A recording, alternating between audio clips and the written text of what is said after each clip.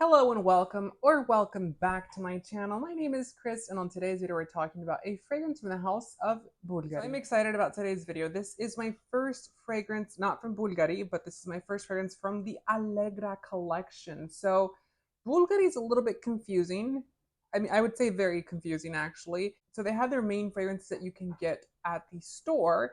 Then they also have the Allegra collection, which is the one that we're talking about today. The Allegra collection is a more premium women's fragrance line, but that's not it. They also have Le Gems, which Le Gems are going to be the premium upscale private range for men, which they also have coincidentally a women's version of that. So we have two luxury lines for women, one luxury line for men, one regular line for men, and one regular line for women. So it's a lot of perfumes. This is a jewelry brand. They also now specialize in leather goods like wallets and purses. They have been around for quite some time, and yes, they are Italian. So we're talking about the Allegra collection, which is very, it's confusing. So when I looked at it online, I was like, what is this going to be? Is this going to be a candy type of fragrance line? Because the bottles don't really let you know what you're signing up for. They look colorful, they look playful, they look fun, they look vibrant, but you're like, I don't know.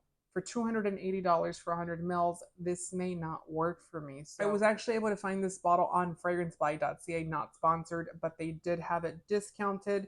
These do retail, like I said, for 280 US dollars for 100 mils or 177 US dollars for 50 mils. I got a 100 ml size bottle here, and this is what the box looks like. So if you want to look at it, it is going to be a very simplistic unicard board. You do get a pop of color here at the bottom. It says Bulgari, it says Allegra, and then it lets you know the name of the fragrance, which is Rock and Rome for this one. They are eau de parfums. Then at the top, you do get the Bvlgari logo up there. And then at the bottom, you get your information such as batch code, barcodes, where it's made. These are manufactured in the country of Italy. They're kind of cute. So this is the box. I actually think it's nicer quality than the Le Gems, which Le Gems is technically more premium than this. If you're talking about price point, it's more expensive than this.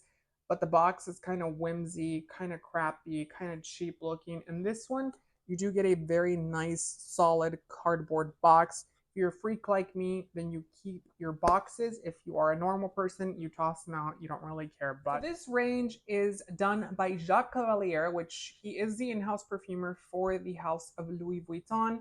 It doesn't necessarily say that he's the in-house perfumer for Bulgari, but I'm starting to believe that that's the case because almost every fragrance out there that is new and modern is made by Jacques Cavalier.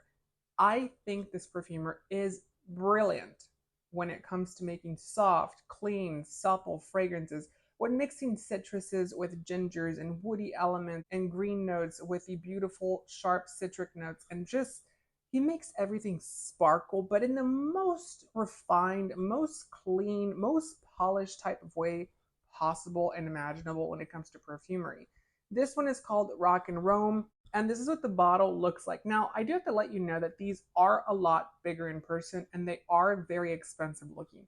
By looking at these online, I did think the bottom was going to be kind of like a plastic or resin type of material. It is glass, it is full on glass. The top is also full on glass, and then you get a metal top here that says Bulgari with the logo on it. And the bottle itself is both of those pieces put together. So very expensive, very playful, very fun. And it's a lot bigger in person. I'll let you know that as well, because I did think these were going to be teeny tiny because of the bottle design. These are pretty big. Just for comparison's sake, I do have an Hermes fragrance here, and this is 100 ml size as well. So they are almost bigger when it comes to the actual size of the fragrance bottle itself. Very beautiful, like I said, very playful, very colorful. This one itself, the combination of the purple with the orange hue just kind of gives you Halloween vibes. So this fragrance is designed like the rest of the Allegra collection to be layered upon each other. So the entire range is going to be softer, smoother, a little bit more light, if you will, but they're designed to be layered on top of each other and to be paired with each other. This one itself is going to be a fragrance that has apricot, and that's going to be the star of the show here. You also get a note of benzoin and osmanthus, so you get a sweet element and you get a floral element with that beautiful fruity element. This fragrance, I have to say, is phenomenal. It's one that has a very, very light type of feel to it. It can kind of come off in the beginning as this is just kind of basic. Let it wear.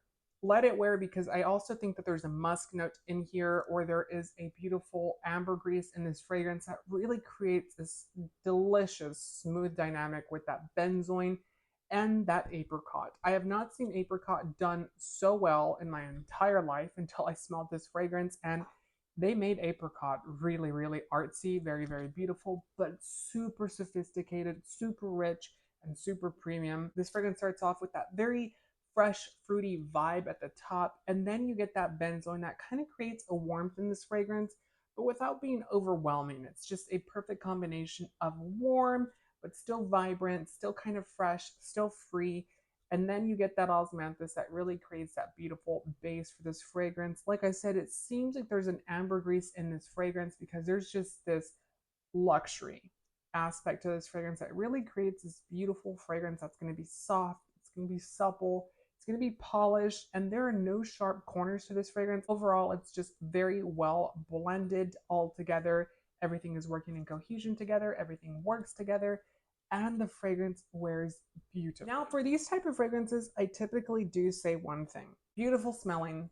Jacques Cavalier is amazing when it comes to being a perfumer, especially for these type of fragrances. But I will say one thing and one thing only. Bulgari has better quality than Louis Vuitton. It's just my opinion. This fragrance, compared to everything that I have from Louis Vuitton and everything I've smelled from Louis Vuitton, those fragrances die out. They're, to me, they seem a little bit more watered down, but that's just my, opinion. That's probably not the case.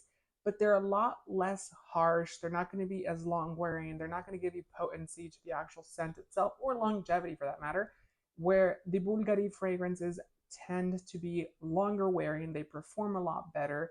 There's potency to them and there's longevity to them. And I do really like that about this fragrance. Rock and Rome is definitely one that I do recommend you if you like these type of fragrances.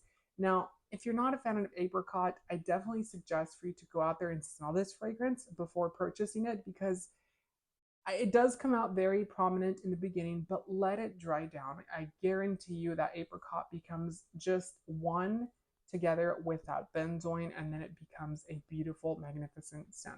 This sounds like I'm being sponsored, but I promise to you I am not. I actually did fall in love with this fragrance. You can actually probably tell how much I've used of it thus far, and it's just a really good one. Now, I know that it's geared for women. It is considered to be a women's line of fragrances.